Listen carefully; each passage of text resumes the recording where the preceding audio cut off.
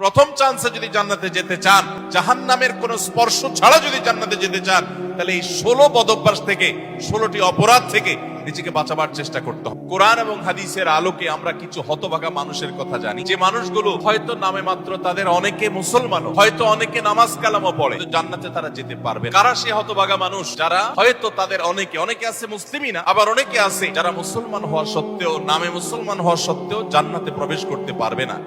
জান্নাতে যাওয়ার পথে বাধাগুলো কি কি, আমরা আজ সেরকম 16টি বাধার কথা জানবো। কয়টি বাধা? 16টি বাধার কথা জানবো।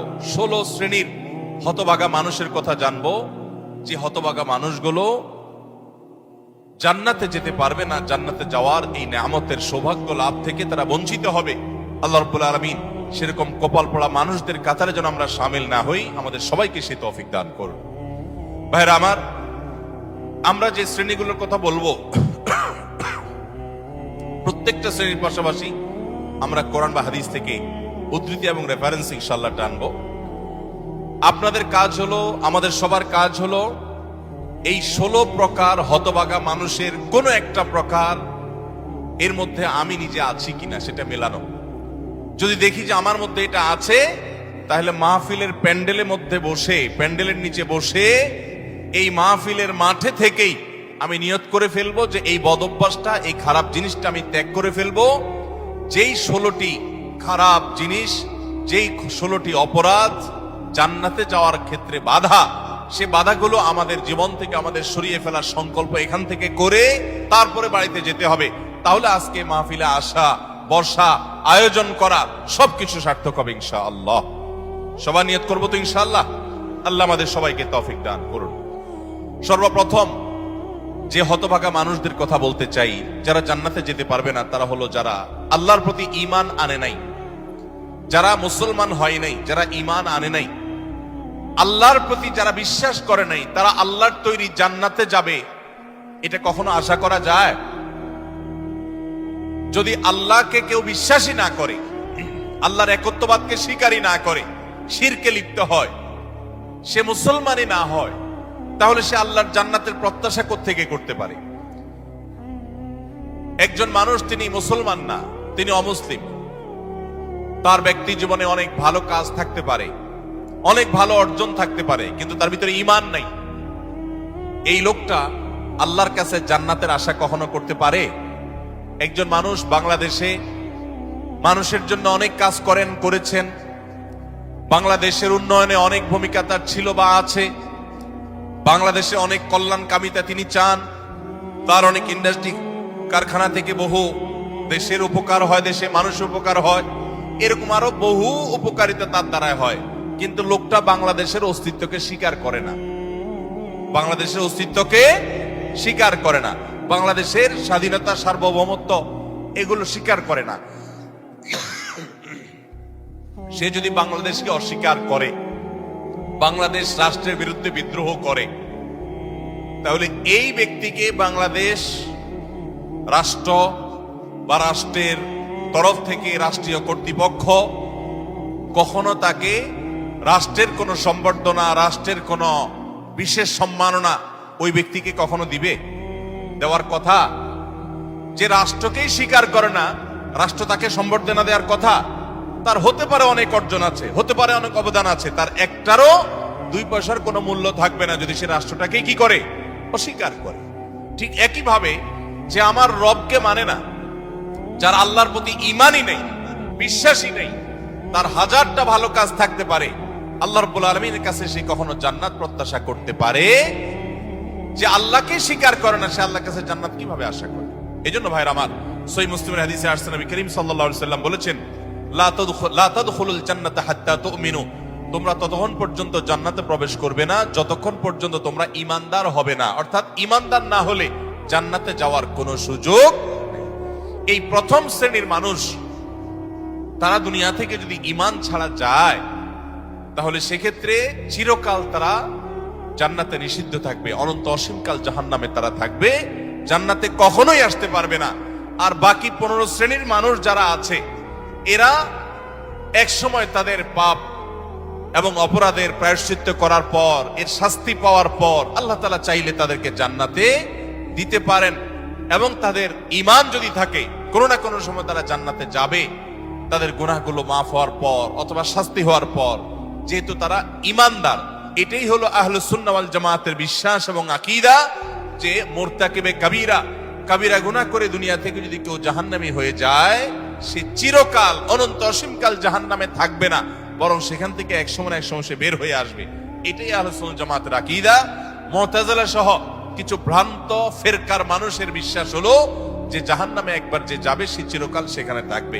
বিভিন্ন আয়াতের অপব্যাখ্যা তারা করে থাকেন। যাই হোক, তাহলে প্রথম শ্রেণীর কথা আমরা জানলাম, যারা জান্নাতে নো এন্ট্রি, তাদের জান্নাতে প্রবেশের সুযোগ থাকবে না, তারা হলো যাদের আল্লাহর প্রতি ঈমান নাই, যারা মুসলমান না, যারা ঈমানদার না, তারা চিরকালের জন্য জান্নাতে নিষিদ্ধ থাকবে। এক নাম্বার। দুই, দ্বিতীয় যে প্রকারের মানুষ জান্নাতে যেতে পারবে না, বা দ্বিতীয় যে বিষয়টি জান্নাতে যাওয়ার পথে বাধা, সেটি হলো আত্মীয়তার সম্পর্ক ছিন্ন করা।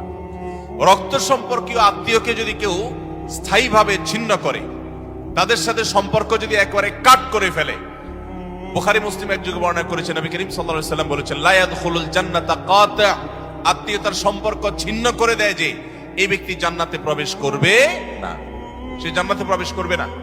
অতএব আত্মীয়তার সম্পর্ক যারা ছিন্ন করেছেন তারা তওবা করতে হবে।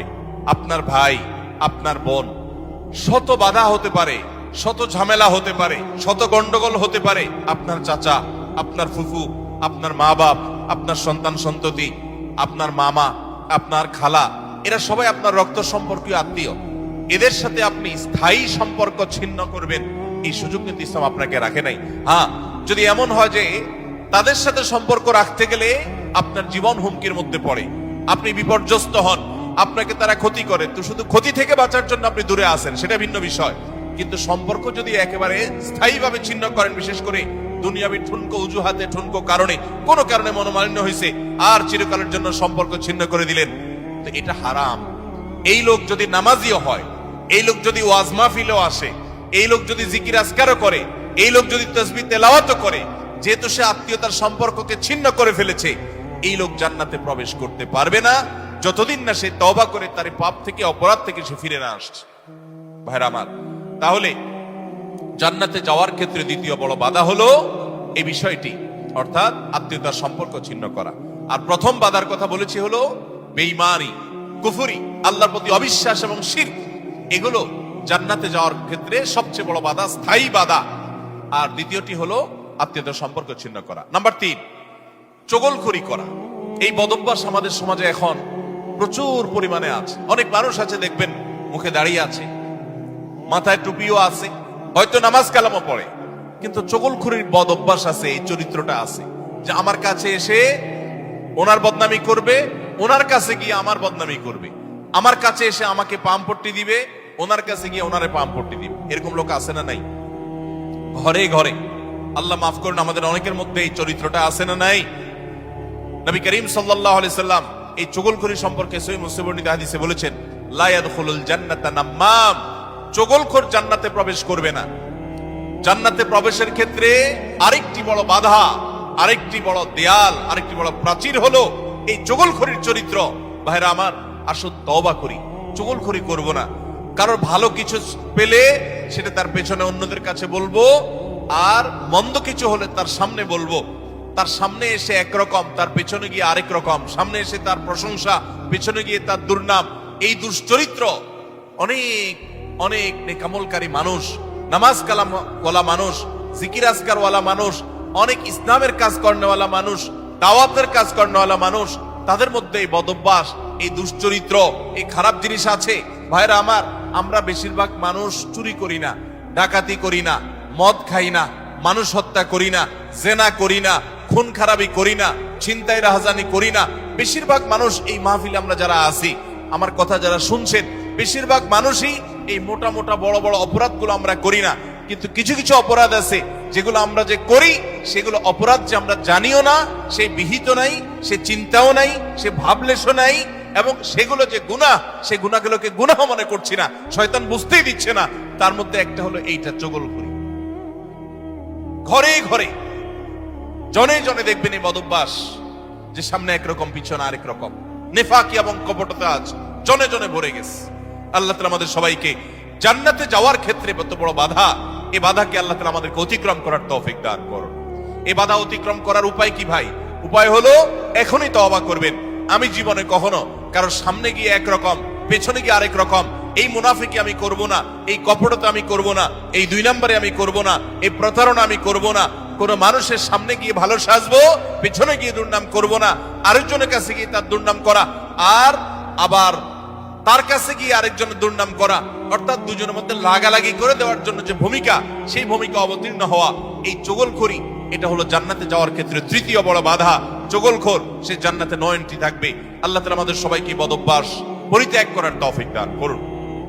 নাম্বার 4, প্রতিবেশীকে যে কষ্ট দেয়, এই লোকও জান্নাতে যেতে পারবে না। জান্নাতে যাওয়ার ক্ষেত্রে বড় বাধা হলো এই বদঅভ্যাস এবং খারাপ জিনিস, এই অপরাধ, প্রতিবেশীকে কষ্ট দেওয়া। এটাকেও আমরা অনেকে গুনাহের কাজ মনে করি না।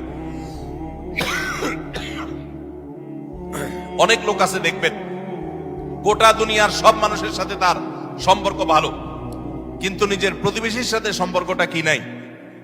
ভালো নাই। আছে না নাই? নিজের পাশের জমি